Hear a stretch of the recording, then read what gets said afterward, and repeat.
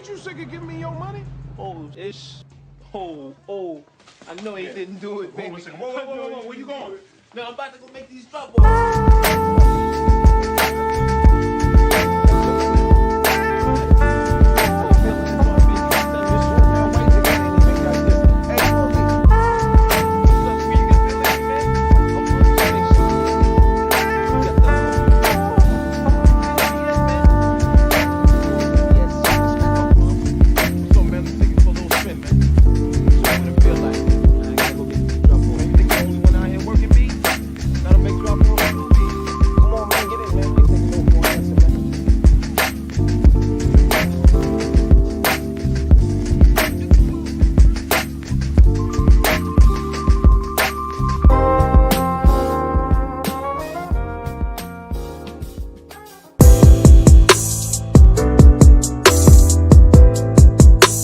Speaking of a combination of branding and good business, that you got this smile on your face.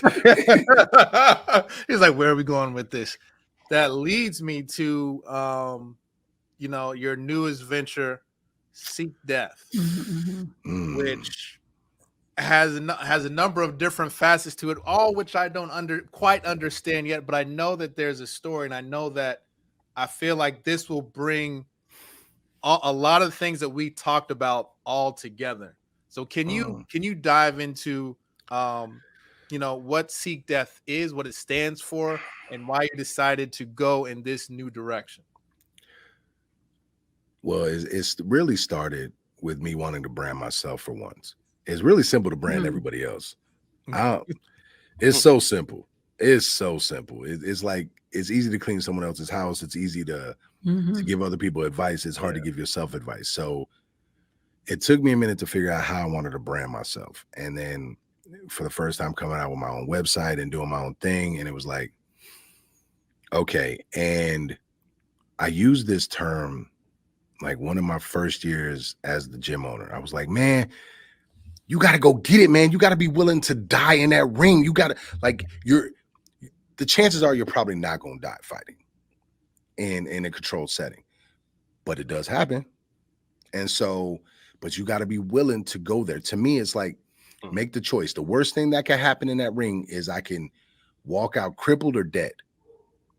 If you can be okay with facing that fear, no other fear will get in the way. And I'm like, so I'm telling you to go after and seek death, like go face it. And that's how that started.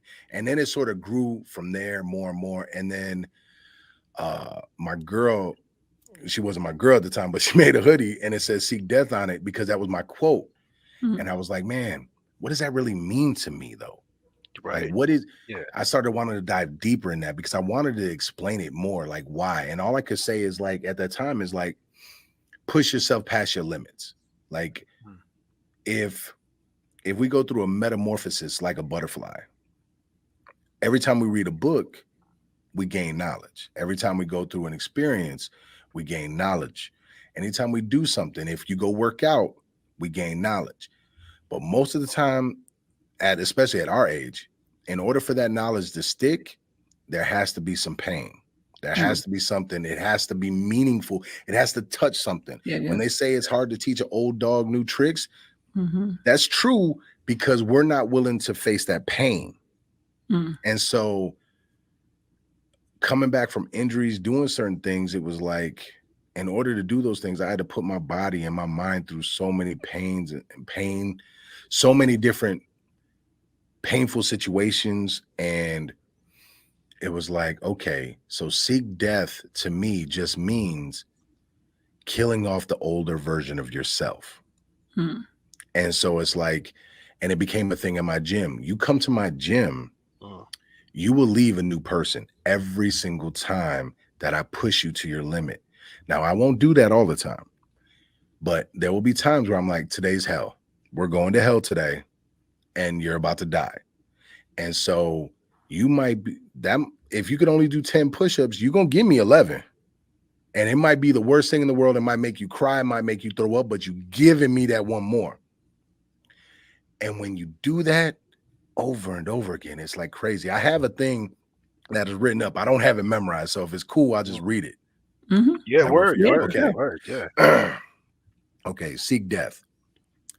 It's really simple. It's not the suicidal idea of you actually wanting to physically die.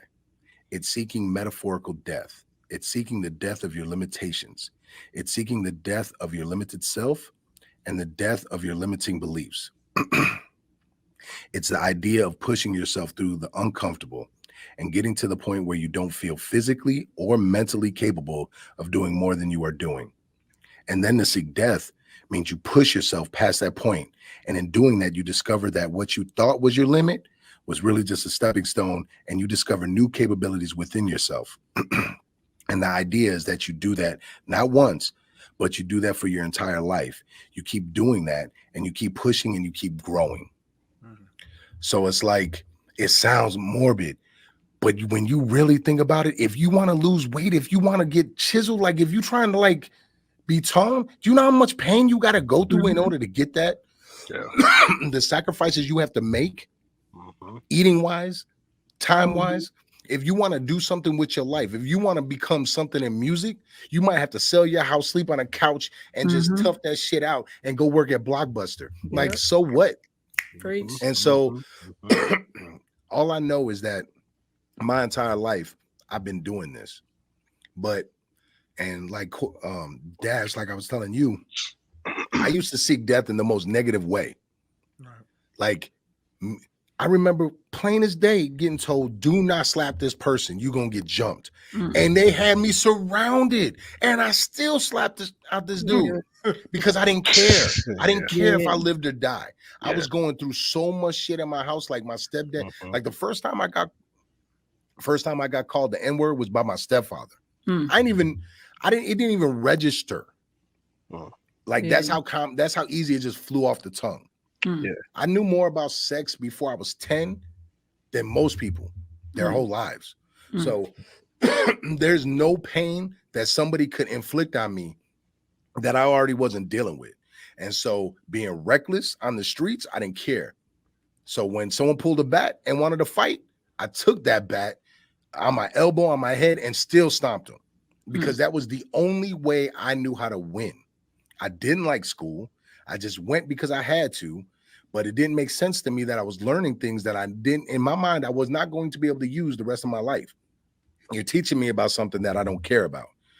Right. Give me football and that's it. Let me play my sports and I'll be all right. And I just kept doing all these negative things like to myself. That's the weird thing. If I get in a fight with someone and stomp somebody, yeah, that's them, but they chose to fight with me. But I was taking wounds too. Like, oh man. And by the time I got to high school, my sophomore year, I missed 60 days of school. Damn. That's a lot. I didn't miss any meets. I played football, I wrestled, and I did track because they didn't care. Damn. They didn't care. Right. And you let me do? No. I need, like, if there's not rules, I'm a wild thing. I'm going to be wild. And so, but then again, some dude wanted to holler at some female that was just like, it sounds bad, just some female I was talking to, not even my girl at the time. And like, instead of like, I was missing so much school because I was going home with my girl. And this how I knew I was wilding out. He said he was going to kill me. And I knew he was in this organization. And I was in this organization. Got you. My own organization said, if you do this, you will be in violation. I didn't listen to them. My girl asked me to stay at the crib with her. I didn't listen to her. And trust me when I say that was the only time in my life that I've turned down something for something else. I have never turned. I know who I am. I do not put myself in situations because I do not know if I could turn it down. So I do not put myself in those compromising situations. But I still turned that down, was willing to take the violation, went back to my school, grabbed this dude by his throat in front of my high school doors, threw him down and got sliced up. Damn. When I say I didn't care, I did not care. And all I could think about was like, oh yeah, I was a rebellious teenager wilding out because of all the things I was seeking death. Yeah. I really wanted to die. And I think my tipping point in my adulthood for this was during the pandemic. Because oh wow, it shifted that. Like, I was the dude that, you know, had meningitis. We still don't know how I got that, and almost died from it. Like, Ryan had to come get me, take me to the hospital. Yeah. They told me if I didn't come in, like if I would have waited another hour, I was dead. They had me in the hospital, my own room, and told me I couldn't do nothing. I told Sherelle, go get my computer. I'm working. And I was working from like a hospital bed. I don't know. So when it all shut down, I was like deep into all these school projects, MSCR, working with them, working within the schools, all based with UCAN, running my gym, coaching my fighters. I just got done fighting, like, and I was told I would never fight again. And I won 2 fights. And I was like, man, I'm about to do it again. Like, let's go. Like, and it all shut down. And I was already going, me and Sherelle were already going through it. Like, we were already separated and trying to figure out some kind of neutral ground there. And I started seeing someone else, and that became toxic. And then all of a sudden, like, I had nothing to turn to. All the things that I was able to hide behind was work. And now I'm not busy. Now I'm not Mr. Get Your Buzz Up. Yeah. I'm not Shah. I'm not I'm not the wolf Fenrir. I'm not that monster fighting. I'm not even a gym owner right now because everything shut down. I'm like, and I'm dealing with all this stress of my current relationship not being happy, and the woman that, like, I know we're getting divorced, like, they don't get along, and it's like it's like. And I remember the night I just sat in my car, man, and it was me and my girlfriend, as Tupac would say. And wow, we had a nice long conversation for 2 hours where that thing, my girlfriend rubbed against my head a few times. And so I had to like really check myself. Now, ego played a part in not doing it, the thought of my kids, but that's how low I got. And that's when, and then I removed myself. Like, I had to step away from like, I couldn't do UCAN stuff right then. Like, I needed to walk away from everything. And I got lost in just being a coach to the fighters that were still coming in, because I was still having fights being booked during that. Like, down south didn't care. Like, Indiana didn't care. Like, there's certain states that didn't care. So my fighters were still taking fights, and I got lost in that, and that helped me a lot. And it was like, okay. And I figured out I got trapped trying to better myself. And that's what, and the term seek death really came around during that. I got stuck in my past while living in the present, too worried about the future. And that was the first time in my life I was worried about failing at something, because it wouldn't have been my failure. It would have been a failure that I didn't foresee. Like, nobody had money saved up like that for the pandemic. Like, and so it was like, oh, so it was like a real eye-opening experience. And it was one of the lowest parts of my life. But because of it, you control you, make your passion make sense, and seek death all came about. And I decided that I'm never going to seek death in a negative way again. Anytime I seek death, it's going to be in a positive way. If you think about the 4 horsemen, death is one of them. Oh, I'm seeking that dude out. Like, I'm going to keep living my life to the fullest every day. And I'm seeking it every day. Every day I'm going after it. I try to read books every day. I try to like be a better coach, be a better dad, be a better significant other. Like, The way I look at my days now, I wake up at 4 in the fucking morning. Mm. I feed my dog, I do the dishes, and I take a shower. I walk my dog. I come back home. I make coffee. I wake my girl up at 5:30. She has a cup of coffee waiting for her, either on the counter or on the deck of our house if it's a beautiful day out that early in the morning. And the reason why I do all that, because it reminds me of what the fuck I'm fighting for that early in the morning, because that's where I got lost working all the time. I had the drive to work, but I forgot what I was doing it for, because the relationship I was in, it's not, me and Sherelle are like best friends. Neither one of us could get out of each other's way. Our traumas were just going clash, and we could not stop blaming each other. And we needed the time apart. Now we're like, oh shit. Now we see what happened. And it's like, I think all relationships do that. And kudos to the ones that can stick it through and ride that out. Right. We couldn't. And that's okay. But I know where if I fuck up, I fix it. I may still make certain mistakes, but I fix it. So that reminds me every morning why I'm doing what I'm doing. That keeps me humble instantly.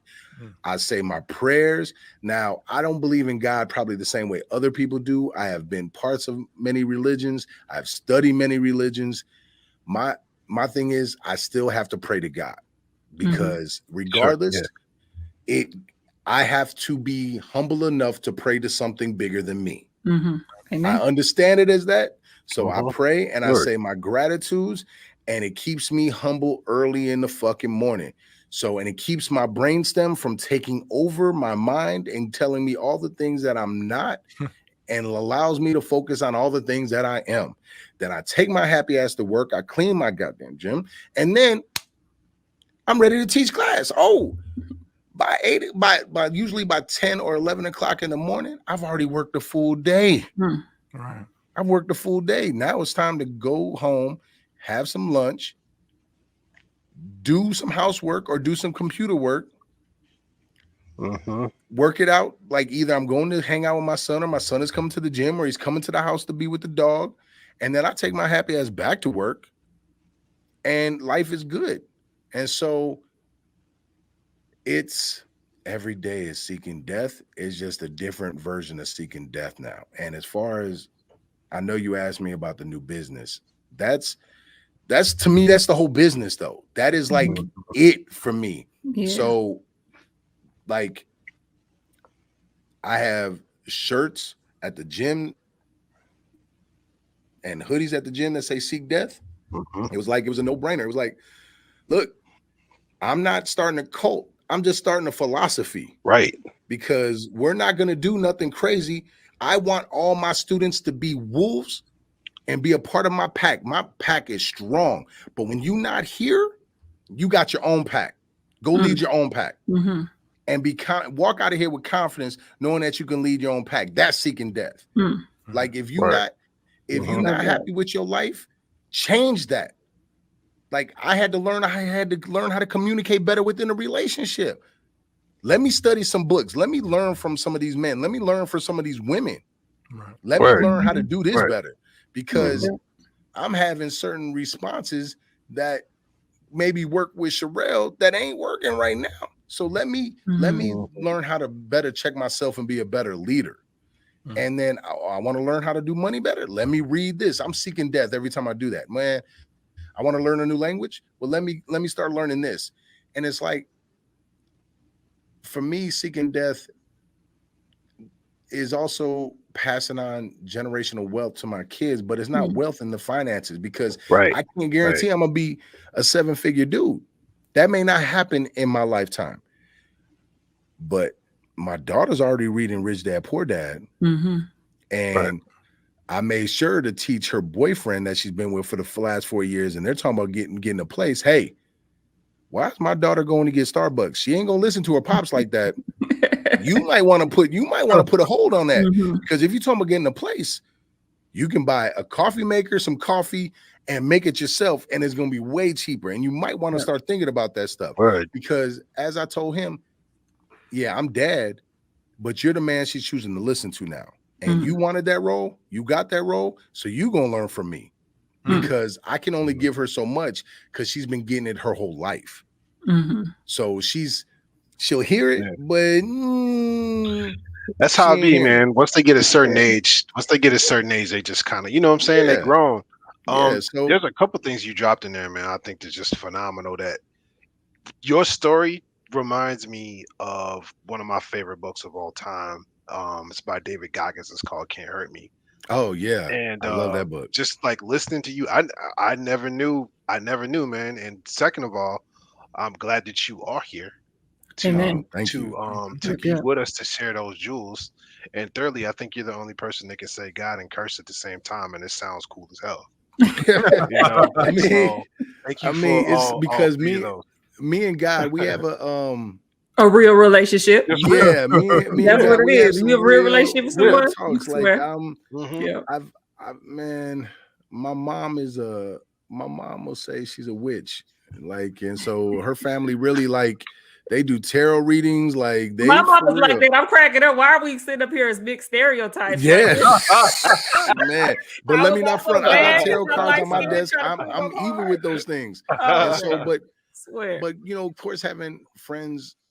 For a while there, I was going to a Baptist church, and so learning about that, and then studying some other things, and then for a long time, following Islam and being a Muslim. And I loved people knock it and people talk about it, but when you really break down the real rules that you're supposed to follow, the real structure of it, it's not demeaning to women any more than any other religion. So it's like countries may be, but not that. And so studying it, but then Eastern philosophies, I was like, okay, me and God, we just gonna have a cool God is whatever. We're gonna have a cool situation. We're gonna have a cool conversation. So it keeps me really humble. I gotta pray to something bigger than me. And so if not, then I stay in my God complex a little bit too long, and that's never a good sign. I could do that for fighting, but I can't stay in there too long. It all goes bad. So yeah, that Sikh death that's hot, man. And now you explained a lot too, because I went to your Facebook profile and I saw you had the wolf. You talked about that too. I'm curious about like how did you get into Muay Thai fighting and Muay Thai. My bad. Muay Thai. No, I started boxing when I was like 19 or 20 over at a gym called Rufus Sports. Now, if you follow MMA, they're really they're really a big deal. They had some of the first they had some really great champions, and Duke and his brother are both top kickboxers. But I went there for boxing. And so that was in Milwaukee. I was driving from Richland Center to Milwaukee. And oh damn! That's like across the state, and so literally, like I would, and then go to work. And so, but I did that for a while, and really loved that. Love sparring people, love doing that. And I mean, I've been hit between football and fighting, either in my household or on the streets. Violence was easy. So then when I moved to Madison or Monona. While I was working at Blockbuster, one of the O'Malley brothers came in, and they were the old owners of Chosen Few Gym. Oh, damn. And they were like, man, you're big. Did you wrestle? I'm like, yeah. I'm like, man, do you know how to fight? I'm like, I can hold my own. Why? What's up? He's like, man, we own a gym, and we got this guy. His name is James Warfield. And like, he's not really big, but he's stronger than everybody else. And and I'm like, okay. And he was like, will you come in? Yeah. And I started training with James, just me and James. And it's cool because me and James, I went to school with James' brother at MMI. So it worked out like a small world. And so James was like this 5'8" black dude that was just knocking people out. Just like it's some of the hardest punches I've ever felt in my life. And so I was doing that for a while. And then when Sherelle and I got a little more serious, which was really quick, I stopped everything and focused on music. Well, I really, really don't know what I was thinking at this time. I thought if I ate once a day and worked 18 to 20 hours, somehow I would stay in shape. That didn't happen. And that's when I learned, well, I learned years later that when you don't eat and you don't sleep, your metabolism doesn't work. And so it just stores everything. And then, you know, it took me a while to stop drinking, but I was having fun drinking at shows and being sociable and having fun, and then get home. And then I would eat. I wouldn't eat before the show. I eat it after the show. And then eventually fall asleep and then get back up a few hours later and back to work because nobody's going to outwork me. And then, I stopped drinking, but it was like I was living this unhealthy lifestyle. And Sherelle let me know one day. And I didn't like the way she's let me know, but I was like, you know what? Okay, I don't want to just go work out. And let me go back to combat sports. Let me go do something that I have years of experience in. Let me go do this. And at that time we were staying off Todd Drive, and the blast was right around the corner. I'm like, oh man, I can make this work. Cool. And I went there, and my dude Mackie brought me in. So I'm like, I'm expecting to see a whole bunch of white people, which there were, but Mackie is this mixed dude. And he's talking about, yeah, man, like he was naming all these hip hop people and like people. He's like, yeah, and I know this. I'm like, oh man, like, okay, cool. And I just started training with him doing privates, and then eventually started doing class. And I fell in love with Mike Vaughn, the owner, and my crew. It's like what you call an instructor in Muay Thai. And so, man, I've been there ever since, man. It's been a decade as a student. Yeah. Again, some of my lowest points in my adult life has been at the gym. Pop my knee at that gym, but without that gym, I don't find that I love coaching because I'm in a wheelchair teaching one of my young students. And at this time I was supposed to fight. I dislocate my knee, tear my ACL, my LCL, and rip apart my nerve, and my right foot still don't work. I have what's called drop foot. I'm teaching this girl how to kick with crutches in a wheelchair. I just take my crutches and I'm like, okay, you need this kind of arc. Whap with my crutches. And I'm like, because I can't do it, but I can teach you. And I fell in love with coaching. I was like, oh man, if I could teach somebody how to do this while I'm in a wheelchair, and it's the only light I had. Like I was so depressed at the time because I couldn't do nothing. And it was like, okay, maybe I got something. And then I got the opportunity to be the head coach in 2017, and we won a belt. And then I took over as the owner in 2018, and the thing the doctor said I would never do, walk without a brace, I was doing that. I was told I was never going to fight or spar. Well, first boxing match in March of 2018, first punch, bop, break his nose, and then just keep whooping his behind for the next couple rounds. Okay, first person to ever do it with drop foot. Okay, tear a couple rotator cuffs. By the end of the year, oh, somebody wants to do MMA and they want me to coach. Cool, we win that too. We win. Like I'm like, okay, 2019, win a kickboxing match, keep winning, and it was like, cool. Suffered some losses in there too, of course, but it was like, man, you can't really tell me nothing. Don't bring failure to me. Like, if you tell me I can't do something, there's something in my brain that naturally, and in all our brains, but I know for a fact it's me. I'm gonna look at you, and you better hope I don't want to do it. That's the only way you're gonna get me not to do it. And man, if I want to do it, I do it. And I'm gonna find a way to do it. And so I don't know. Sorry, I went out. I have my Kanye moments, man. I go 4 different ways, man. I go. Man, we're here for it. This is gonna be a long episode. It's good. It's good. So, like, I feel like, first of all, I echo what DLO said. So happy you are here, right? And I always say this too. I always say that suicide looks different in different communities. Because what we will do, our community, Black community, and especially if you combine that with poverty, especially if you combine that with abuse, what we will do is the reckless stuff, right? We're probably not going to hang ourselves in the closet. Probably not going to, leave a note and take some pills, but we're going to do some crazy stuff. Yeah. So I just so happy you're here and just recognizing all of that and your transparency. Like I watch your TikToks, I watch your stories and your reels on Instagram, and you be honest as like you ain't lying. It be the sunrise and you be honest as hell, right? Which is just it's brave, right? It's so courageous and it's inspiring. So thank you. Who inspires you, right? You know, who are the people that you look at that be like, damn, like I just got chills looking at that person do what they did? Honestly, my mom is first and foremost. It took me a while because I had to realize I had to forgive my mom for things that her decisions, and but my mom most of all, because my mom's taught me how to not give up. And she wouldn't think that though. Because she says she's always scared to try something. But I watched my mom stay in a marriage, better or worse. That man had a couple strokes, got in a car accident, and was paralyzed. And I watched her take care of him for like 15 to 17 years without a social life, without anything, in a house that was supposed to be their retirement house and it wasn't even finished. Wow. And so in a town with two boys that at that time, like I'm reckless. And so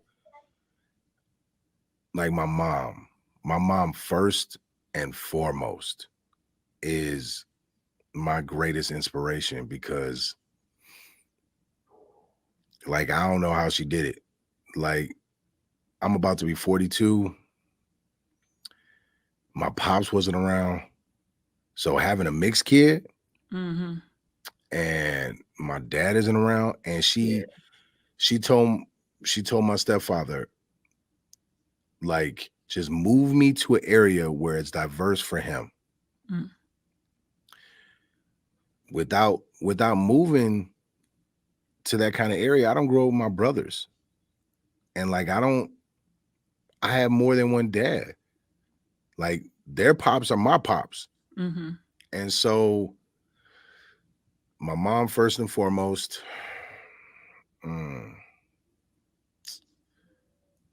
If we talking, I guess bigger. I mean, everybody, honestly, everybody. I'm inspired by everyone. And it's weird to say, but if you tell me that you did something, I guarantee you I'm gonna be hyped for you. I'll be like, hell yeah. Oh, well, you did. Yeah, let's go. You did that. That's what's up. And I'll be like, wait, did you think about this though? Did you think about this? Did you, like Dash knows because I do this to him all the time. Like Dash will drop something, he'll say something. I'm like, man, you don't even know how big you got it. It's like, did you think about this? Did you think about this? Did you think? Because I'm so hyped. Because when I leave that energy, I'm be like, man, he really doing it, or she really doing it. Man, I got to get to work. I got to like, what am I not doing with myself right now? And I don't take it as like a bad thing. It's like, I'm hyped for you and it's inspiring me to work harder. When my brother told me he was editing Black, well, he had to wait until after he had permission to tell us. But when I edited Black Panther, what? Man, I'm so hyped for you. Yeah, let's go. Like, man, that's crazy. I'm gonna go see that movie, man. I don't even like the movie theater, but I'm gonna go support this, man. Like, oh my goodness. And I'm like, man, wait, he did Black Panther? Oh, it's my turn. I bet my turn. Let's kick something up. Cause it's not competition, but it's like, man, he raised the bar. Let's go. Like, I need to go. Now it's up to me. Let me climb up to that bar and see if I can raise it a little bit higher so he can go get it too. So I'm inspired by everybody. In music, Hatch was a mentor. Mike Trampy was a mentor. Of course, Pain, man. I love trying to outwork that man. That man is like we try to do it, man. That's like a hard thing to do, man. Yeah, he's genius. Karen inspires me all the time. Karen Reach. Shout out to Karen Reach. Karen Reach. Karen, man. Cousin Karen, what up? You can president. Yeah. Honestly, Dash inspires me because he's so damn organized. So that shit, like, man. He's a mogul. He's a mogul, man. Yeah, like y'all talking about me, but man, I need binders like him. That's where I'll be at. My weakness is being that organized. That is actually my girl and her family. All the sisters are doing it. Like, you got 5 girls and they all do the damn thing. And their mom does the damn thing. Sherelle inspires me. Sherelle just graduated nursing school, man. Like that was the most inspiring. Because I remember her starting this, and it was like constantly, so girl, you got it, and to go through a divorce. And we had a really civil divorce, but it's still a divorce. It's a change. Yeah.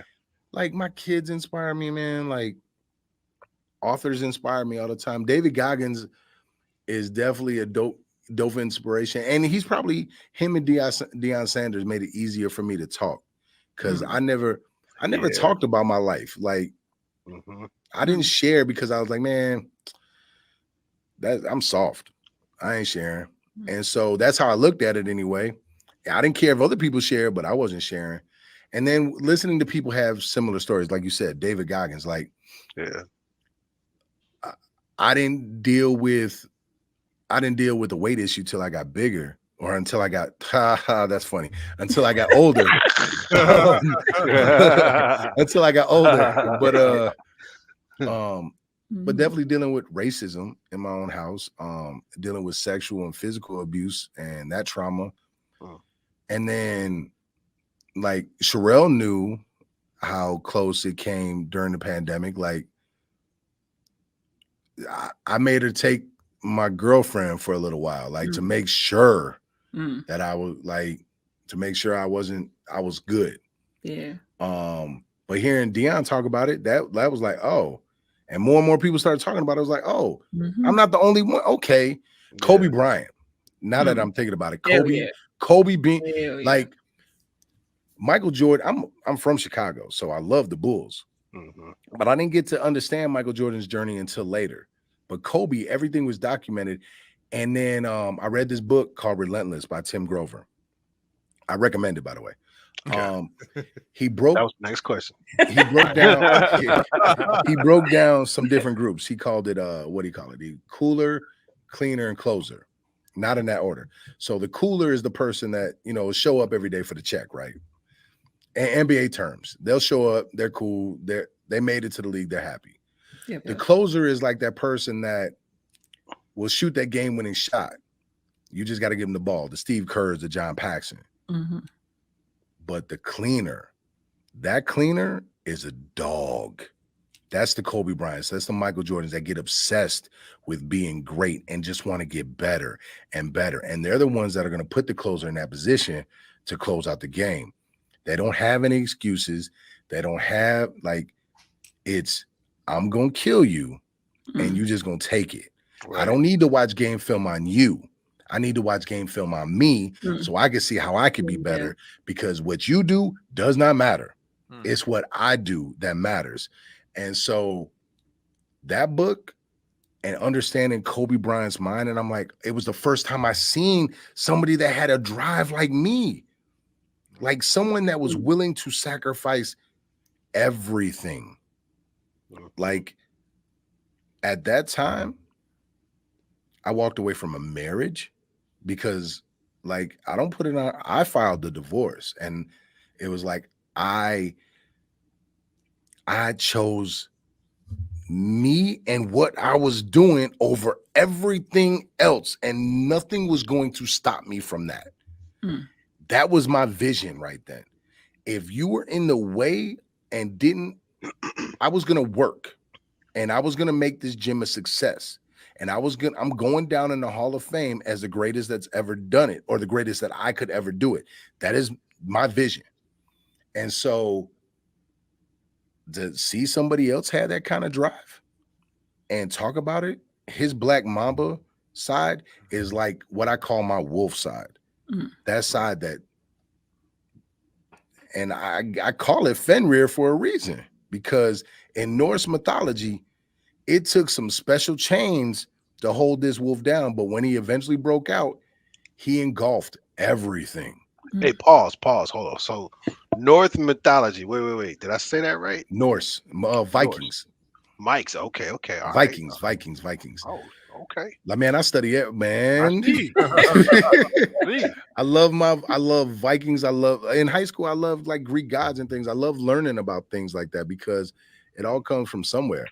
Right. So, but it's what I call my wolf side, like that place you have to go. When you're training for a fight, nothing else matters.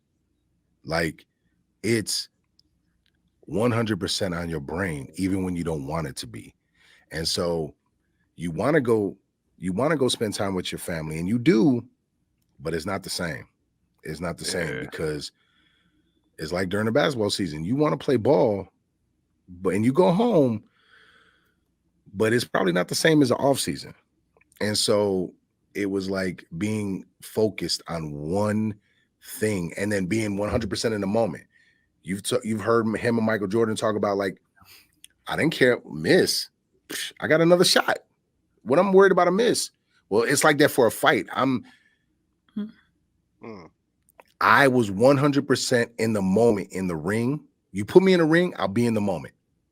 There is no, oh, I missed this, or I'm worried about doing this. Nope, I'm in the 100% moment. I am Neo in the Matrix. I am the one. I am 100% in the moment. I am as cool as can be. And for a big dude, I'm like, and putting it on people. And so here's a gem for you. I had to learn how to be in the moment in my personal life without letting the past of my trauma affect my present, and stop worrying about the future and worrying about who's going to hurt me. Who's going to hurt me? So I had to learn how to be in the moment in my personal relationships. So am I perfect? No, I just do a better job at it because I understand the demon I'm trying to face, which is not react on emotions and not allow my brainstem, my instincts to take over to the point where my frontal cortex, my logical thinking can't kick in, which means I need to sleep, which means I need to eat, which means I need to take care of myself so I could be a better human being for everybody else. And I can't just work all the time. So yeah. That's a word. I had write that down. I'm quoting that on something today. I don't know if it's going to Twitter or Facebook, but I'm quoting that today. Woo, we all needed that one. Real talk. That's a whole other t-shirt right there. That's a series of t-shirts. Look, you only learn by doing. Right. You can research and you can read other people. I've made so many mistakes in my life that is like, well, I'll tell you what I did. And if you still make the same mistake, well, that's on you, but hopefully you can learn a better way to navigate through that mistake. Like, don't just give everything to work. Yeah. Yeah. And it's really easy to do that. And you talking to the dude that's literally been in a hospital bed still working. Right. And paid the price for it. You talking to the dude that, now there were other reasons, but a lot of the reasons were, I wanted the gym more than I wanted that marriage. But at the end of the day,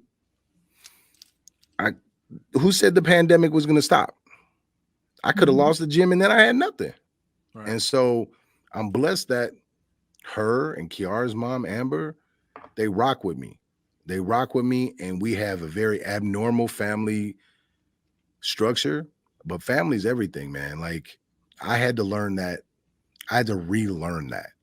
Yeah. I had to relearn that nothing is more important than my family, and nothing can get in the way of that. It doesn't matter if I get, and people bat their eyes, it doesn't matter if I get $500,000 in debt. I could file for bankruptcy, or I could figure out a way out of it and do what I got to do. So it doesn't matter about money. It doesn't matter about work. It doesn't matter, because if I can't go home to someone, what am I doing it for? If I can't wake up and do something for other people, what am I doing it for? Why did I make all these mistakes? Why did I go through this? So for me, realizing that's a big deal. And we all like, oh man, we got to grind. We got to grind for what? What are we grinding for? Right. Family. So why aren't you? And I also learned that from Kobe. Not gonna front. I didn't have a dad to go ask that.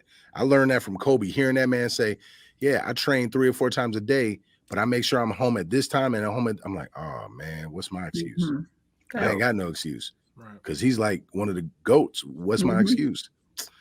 Oh, and then that led me down some Eastern philosophy books and understanding, oh man, natural order of things, family. We're animals that we're pack animals, like we're humans, yo. We need to be around people.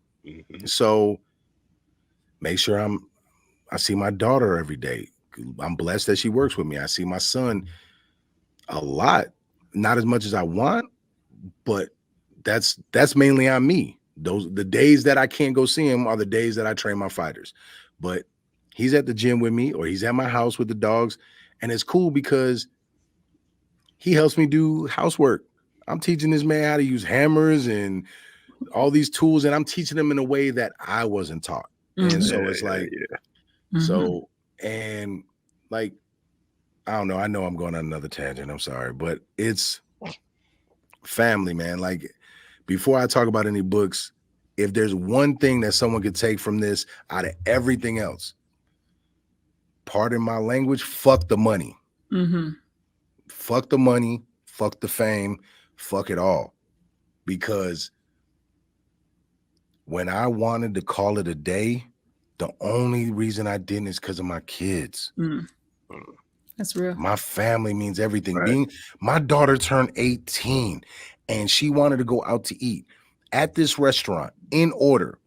My son Isaiah, his mother Sherelle, a girl named Aiden, her boyfriend, Amber, boyfriend, Aiden is his daughter, Amber, me, my girl Abby, Kiara, and her boyfriend Ant. Now you tell me in without reality show, or if I had that filmed, how many times would people think there's drama? Someone's about to throw something. I got my ex-wife, the mother of my son. I got the mother of my daughter there. Sorry, her son from another person was there as well. I got my current girlfriend who we live together, and my daughter and her boyfriend, and everybody's eating and laughing and having a good time. That's telling me that I'm an okay leader, because we can argue, we can fight, and we're still all good at the end of the day. So family means everything to me. Is that is that how I pictured my family? No, but that's the family I got. And that means more. I will walk away from my gym, my shoes. I will walk away from every other dream for them in a heartbeat. I will literally kill. So, like, family over everything. I know this is talking about money. Yeah. But what you will make the money. There's a million different ways to make the money, but remember what you're doing it for. Sorry, went out of room. No, I love that. Yeah, that's dope. I mean, you need it doesn't make. I mean, trust me, I'll take $1 million. Y'all know, y'all got kids, y'all know. But y'all if you ain't got nobody to spend it with, it doesn't. You know what I'm saying? Like you really embody the theory of, like, I take care of myself for y'all. Like, it's not, you know what I'm saying? Like, I'm here to serve my family. You know what I'm saying? In any way, shape, form, or fashion, man. Yeah, I think, we always typically end with book recommendations, but it just doesn't seem appropriate. The recommendation that you just gave us is the recommendation we should end with. I got so many books. He's like, all right, I want to feed you books, man. But no, I think, I think your overall message is the last thing that needs to resonate. Even like you said, if you are searching for different ways to make money, different revenue streams, at the end of the day, what truly matters. That should be the last resonating point in this episode, bro. Word. So I want to thank you and for taking the time and really a lot of time. My bad. Wow, this is good. It's beautiful. Oh, this is dope. Cipher. It felt like a cipher, man. Like, right. I mean, there's so much in here. There's so much wealth of knowledge and jewels that you dropped, and more in different aspects beyond financial. And, this is, of course, the basis of this is some financial education, but it's also life education. And I don't think they necessarily should be separate. And many times they need to be taught together. So, I appreciate you interweaving those things during your time here on Black Currency Podcast. So we really can't thank you enough for that. Oh man, thank you, y'all. This was dope, man. Like, bring me back on so I can be a little more specific with your questions. I try to do better, but at least talk about the books. But man, like, thank y'all so much because I'm a big fan and I love what y'all doing. And so it's just a blessing, man. Like, thank you. Like, for real. No problem. And now, working people to reach out and are you taking more fighters? Are you able to train more folks? Yeah, man. Like that's all day. You can we got the website up here. Is that the best way? Oh yeah, that's one of them. Yep. That's the best way to get to the gym. Everything at Mr. Get Your Buzz Up. And if you go to markavans.com and go buy the shoes and go get the sneakers. And so those are, and if I'm not mistaken, those are handmade in Italy. Am I correct on that fact? Okay. Yeah, I saw that differentiation. I was like, you're gonna come out of pockets. You're gonna spend some money, but they're gonna fit nice. And I didn't even realize that I did Packer colors at first. Rob pointed that out. So if you're a Packer fan, go get that. I'm a Bears fan, so you can expect some Bear colors soon enough. But yeah. I see the C on your hat. I see it. Well, we'll make sure to have all those links in the description when this comes out. Everybody tuning in, if you're listening, know that you can also access us at myradio22.com/Black Currency Podcast. You can hit us up on the IG at Black Currency Podcast, and you'll be able to see this episode and rewind this back and take your notes at youtube.com/radio22. So for Mr. Mark Shah Evans, the panel here and everybody, I appreciate everybody coming on board and being a part of this. We appreciate all the people tuning in and listening. Make sure to share and subscribe, please. And we out. Yo, until next time, y'all, have a good one. Peace. Peace. Peace. Ain't you sick of giving me your money?